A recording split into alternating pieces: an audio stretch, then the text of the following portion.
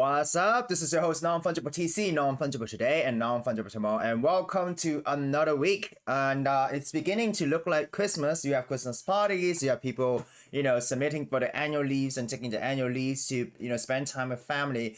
So before Christmas, what should we expect in this final week, right? I think today we'll basically cover what has been happening during the weekend in the crypto space. And also some of the news in the traditional space, like before Christmas, what are some of the big numbers that will be coming out? So without further ado, let us go to traditional markets. If you look at the traditional market, Asia market is actually leading losses. Despite government pledge to stabilize economy, right? COVID cases are piling up, but interestingly, Europe is actually going up. Pre-market right now is kind of moving up as well. So we are seeing some green in the space right now. But I'm not sure about you yesterday. I've watched, the World Cup, and I just think that it was actually a very great, conclusion to, Messi's journey. Or not exactly a conclusion, but it wraps up the whole thing really nicely, right? And also, it is like a start of a new generation of football stars. But it just felt so much like the penalty kicks was so intense in a sense that it felt like crypto in a certain aspect, right? For example, the FOMC announcements, basis point rate hike, or maybe the CPI numbers that get released, right? Yesterday's World Cup was kind of like that. Everyone was on the edge. Everyone was at the edge of the seat, hoping that, the team wins. So it's kind of like crypto where everything's kind of 50-50. Because yesterday they were playing the match for 2 hours and then it was 3 versus 3, right? So without further ado, actually Elon Musk has told on Twitter whether he should step down as CEO. And actually his poll, more people are saying that, hey, he should step down. So he has decided to, I think he's gonna step down, yeah. So at the same time, Twitter will no longer allow free promotion. So if you're on Twitter, and if you just promote other platforms, they could suspend your account. But if you cross post, it's okay, right? So people are kind of worried about that. According to news, okay, EU members in last minute push to compromise on gas price cap, to control the inflation of energy prices. At the same time, if you look at traditional media, they're saying the FTX disaster has brought crypto back by years, 3 ways to reshape the industry. Goldman Sachs review outlook of Greater China Tech and his, picks. But in general, I think the market in general is kind of worried about the recession that we're all expecting in 2023, right? So for this week, what should we expect, right? So Monday, tentative, these are not some big numbers, but we do have the US final GDP on Thursday. So this could also be impactful, and also the US unemployment claims. People are expecting the unemployment claims to go up compared to last month. So we'll see if that's the case, right? GDP, people are expecting it to be the same. One of the biggest numbers, the core PCE price index, right? So people are thinking that it's gonna be the same compared to last month, right? So you do have a lot of these numbers that are coming out by the end of this week, right? Very close to Christmas, okay? Moving on, let us move to crypto market.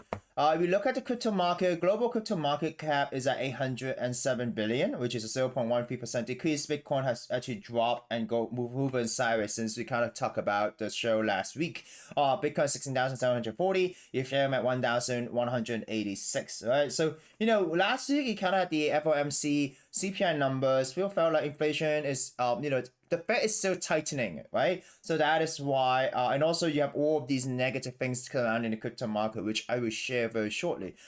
Stable coins kind of moving slowly up, so people are taking profit. The people that are actually taking profits are whales, okay? I'm gonna share with you some news on that as well. Actually, I shared with you since last week that every day we gotta monitor this, and this is very important. And the reason why we gotta monitor this is this is Binance, exchange reserve, right? It shows you how quick people are withdrawing money, and if Binance falls, if there's a bank run, you got to look at this, right? So now we're kind of moving at 55 billion. So last week, the end of last year is kind of 56 or something like that. So we are still hovering inside, so it's okay. There isn't really that bank run that we're seeing yet, but we have to monitor this closely. So moving on, actually, we were talking about whales that are selling, right? So what happened, right? If you look at this, record-breaking Bitcoin whale sell-off, 280,000 Bitcoin offloaded in 30 days, right? So actually, there is a whale. Okay, the whales, the largest holder of Bitcoin, has been selling most of the Bitcoin ever recorded on 30-day basis. Over the last 30 days, these whales have offloaded a total of 260,000 Bitcoin according to Glassnode on chain, right? So, the largest Bitcoin holders have significant influence on the market, right? So that's why when these whales start selling, basically it will cause a downward pressure. So these big whales are actually selling. So while they're selling, are they foreseeing that there's gonna be an even lower price? Some of these whales are actually quite accurate.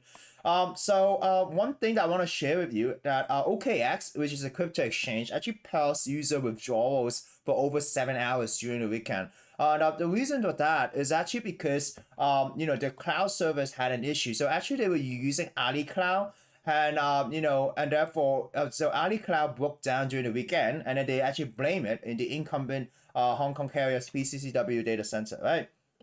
So not only OKX went down, but also many government services and media apps went down. Now recover in Macau, right?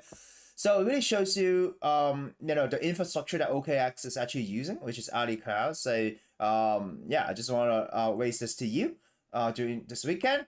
Elon Musk to step down as head of Twitter, and also Deribit. This one I do want to share with you. CPI, FOMC out of the way. How are options funds playing for the holiday season, right?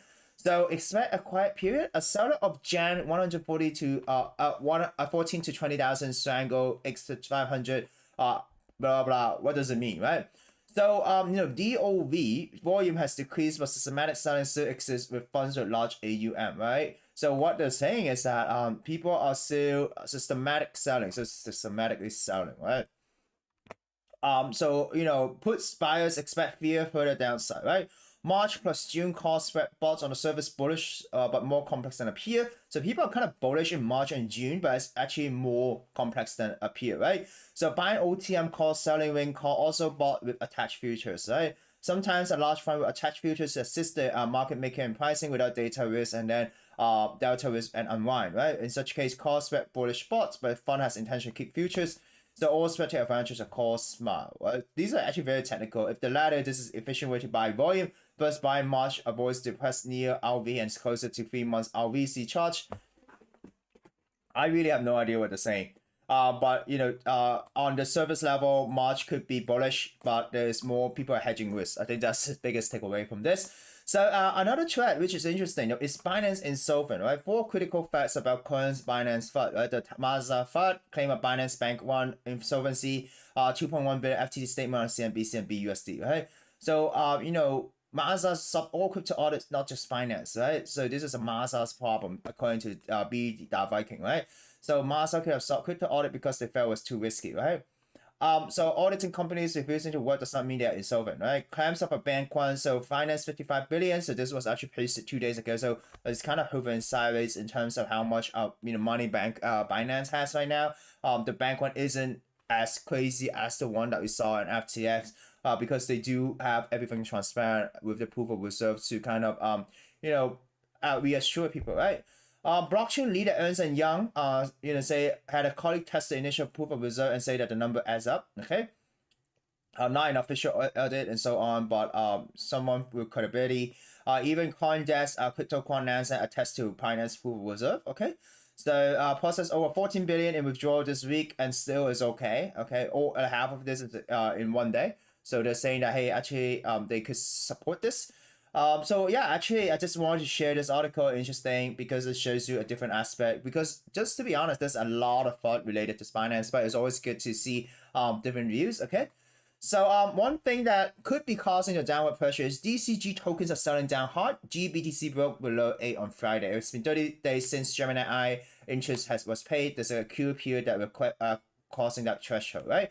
So a lot of DGC's asset are time related asset. So people are saying that hey, there's a chance that maybe DCG Grayscale's mother company might have to start selling because there's some issue with Genesis, right?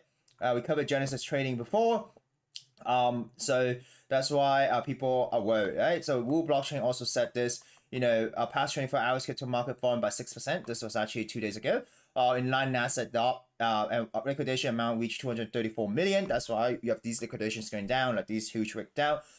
There are rumors about DCG dumping altcoins, but there's no evidence. Binance-based TWT, Chesos, and BNB also fell sharply, right? So moving on to NFT news, okay? NFT news in general, market sentiment is kind of low. Blue chip index is down, but hovering sideways. Congratulations to LFG News. Today is actually the 200 post. So congratulations. So they talked about Donald Trump's NFT collection sold out. Making moves. People are making money. So what it really shows you is that it is a attention economy in the NFT space. And people control the attention or have the brand equity is able to drive sales or volume in the space, right? So OK Outshot exposed that the team minted thousands of his own NFT in his vault wallet. Behind also stole stock photos, right? So yeah, it's just a mixed thing, right? So Flip BAYC Zaga continues. So there's a thread by a lawyer talking about the lawsuit. Okay. Yuga Labs successfully opposed early motion to strike and dismiss, and also for Yuga Lab ecosystem, there's actually something that might be announced in the future, for the Jimmy the trial, like some updates in Christmas, right? So Amazon has a new documentary about NFT cultures and so on. Coinbase teamed up with Warner Brothers to offer customized crypto card for Christmas. Okay. So yeah, that's it. That's pretty much it for the markets. Stay safe, guys. Definitely. There is some important numbers coming at the end of the week. So this is a host Non-Fungible TC. If you like the content, remember to like and subscribe. Signing out.